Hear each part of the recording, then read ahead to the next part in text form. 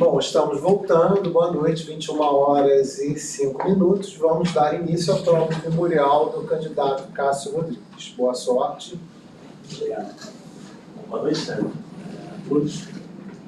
Eu quis expor o memorial, minha trajetória, tanto profissional quanto acadêmica, obviamente mais focada na parte acadêmica, mas desde que eu iniciei aqui na graduação projetos de mentoria, voluntários ou bolsista, eu já tinha a intenção de dar aula um dia. Eu gostei muito da atividade, minha família de professores, eu desde a sala de aula sempre me fez bem. Então, na graduação, busquei muito esse tipo de atividade e de assessoramento de determinadas pessoas para poder começar a me ambientar nessa questão. Eu formei no início de 2013. Naturalmente, né, comecei a advogar também e, por oportunidade, acho que consequências também um pouco do destino, teve a oportunidade de eu iniciar uma especialização já no âmbito de formação. E, como já era algo natural de que eu buscaria chegar a esse nível de titulação do doutorado agora, eu iniciei a minha pós na ENERJ, um curso lá do Centro de Especialização em Responsabilidade Civil e Direito do Consumidor. E aí lá foi que eu tive contato com outros disciplinas também, de metodologia, de didática, o que fez aumentar mais ainda o meu interesse pela atividade docente, pela atividade de sala de aula. A partir daí, quando eu finalizei em 2014, questões familiares, começaram a intensificar um pouco a atividade na advocacia, trabalhar, tudo mais. Porém, a noção da docência sempre estava presente e eu pensei, bom, agora eu terminei a pós, vou buscar um mestrado num curto período de tempo, mas até lá não quero ficar parado. Então, procurei ir a alguns congressos. O primeiro congresso que eu fui, foi em 2014, só lá em Curitiba, e aí, assim, foi meio que uma virada de chave. Eu falei, caramba, é um que eu vejo, que eu quero participar. Tem interesse na produção acadêmica, tem interesse em fazer parte da atividade científica. E foi aí que comecei a preparação para o mestrado. Eu consegui ingressar em 2017. E assim que eu terminei o mestrado, eu fiz em 2019, ingressei no doutorado depois na sequência, no ano de 2020, veio a pandemia, e eu subi o encerramento esse ano. Durante esse período, eu pude experimentar diversas nuances e aspectos da atividade como docente. Consegui, por exemplo, tive a oportunidade de assumir uma turma obrigatória lá no mestrado, em 2018, na UERJ, uma turma de de obrigações, que não era comum, né? O estudante do mestrado assumiu uma turma espelho, uma turma obrigatória, umas eletivas, e fui aprimorando aí o meu caminhar acadêmico, com também projetos participando, tem alguns projetos, outros pesquisas, lá no próprio BPGG da UERJ, tanto no mestrado quanto no doutorado, além de buscar estar sempre produzindo. Uma coisa que me deixou muito contente foi, por exemplo, o primeiro artigo, que na minha especialização eu fiz um trabalho sobre publicidade infantil. E aí, coincidentemente, no primeiro artigo do meu mestrado, foi na disciplina de ciência constitucional, com a professora Maria Celina Borda de Moraes, que ela propôs que eu tratasse o tema da educação alimentar infantil. Não sei se existe no ordenamento, se é um direito garantido ou não, porque só se fala de educação. E foi o primeiro artigo que eu apresentei no congresso, que eu fui apresentar lá em Fortaleza, em 2018. Então, isso me proporcionou, né, uma vivência desse meio acadêmico que me fez gostar e querer cada vez mais. No doutorado, intensifiquei a minha produção, publiquei bastante, participei de outros projetos. A gente está com um projeto de extensão bem bacana lá de auxílio contratual, laboratório de direito contratual. Estamos até tentando programar uma expedição lá para Paraty, para poder auxiliar a população caiçara em relação ali das terras deles, enfim. E quando eu estava no doutorado, eu pensei, bom, vou agora focar na preparação do concurso. E quero ingressar muito, né? Óbvio, na minha própria, onde eu formei na minha própria casa, eu sinto aqui aprender com isso. E pensando para o futuro, não quero parar, né, com a produção. Gostaria muito de poder, inclusive, pensar em estar participando do processo de pesquisa aqui do próprio período da casa, orientações, dissertações, testes, mestrado, doutorado, especialmente. E a minha experiência de docência aqui na casa foi muito interessante, muito diversa.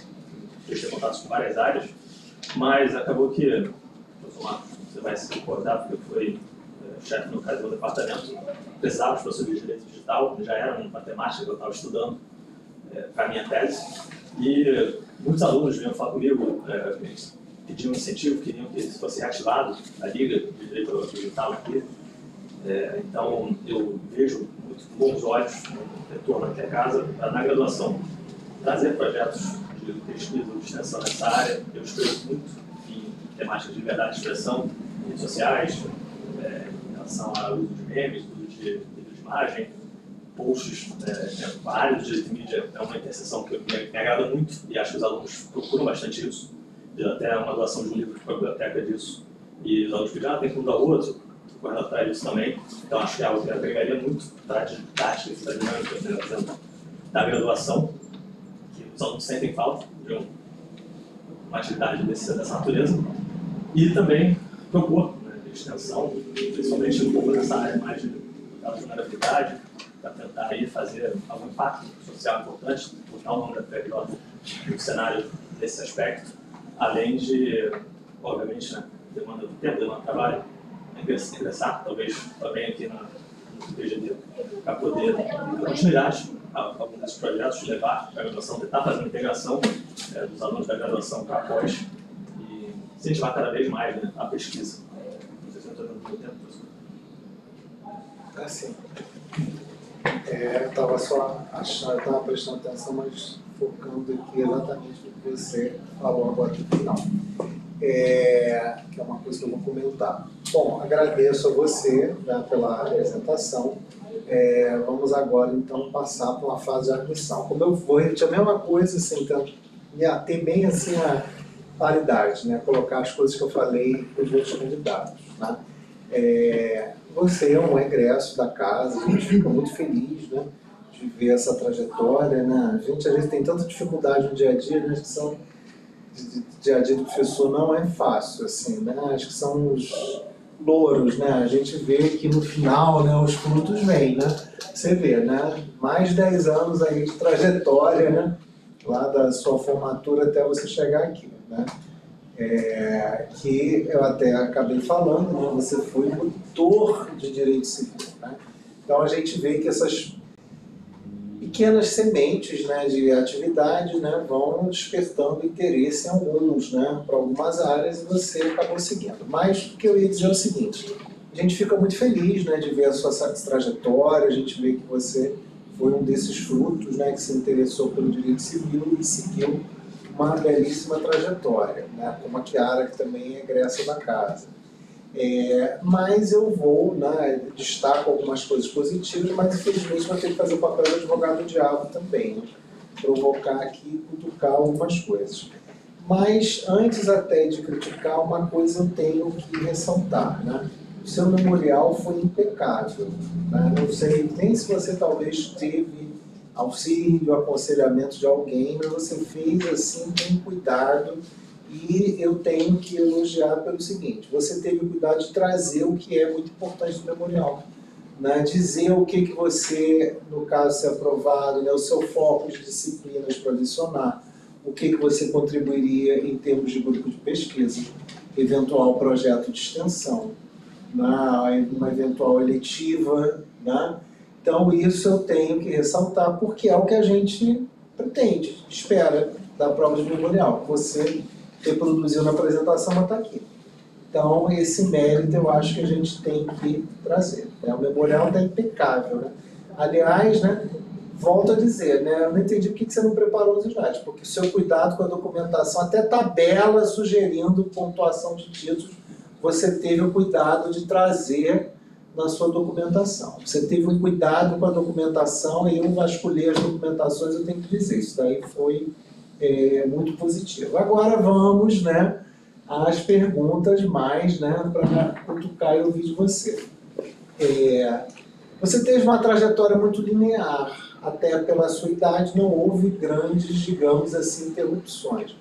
Mas mesmo assim, né, mesmo com essa trajetória de certa forma linear, E você, de certa forma, até recentemente trabalhou com um professor substituto aqui.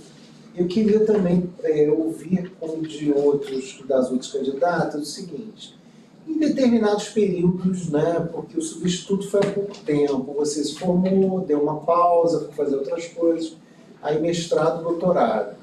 Antes de você ser substituto aqui, como é que era a sua proximidade com a FND? Eu pergunto pelo seguinte: o departamento, até eventos do mestrado através de professores de civil, né, que fazem atividades na mestrado e PGD, na pós-graduação, né? Não vi tanto assim uma aproximação às vezes de publicação, de participar do evento. Eu vi que você tinha, me pareceu um certo contato, às vezes atividades de banca, mas não muito forte, né? Você não às vezes não visualizava, né? Por que demorou um pouco, né, de certa forma, essa volta para casa? Né? Porque você veio a ser substituto mais recentemente. Mas é muito comum, às vezes, no mestrado, já a pessoa vir ser substituta aqui, de forma informal, já 9 da noite. Por que não rolou? Por que demorou?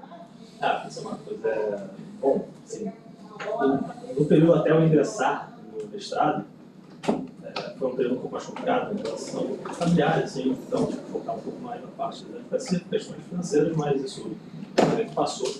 E aí, voltando para isso não é problema. Não, costumo dizer, todo mundo tem época de vacas magras e às vezes anorexia. A gente passa, são coisas da vida.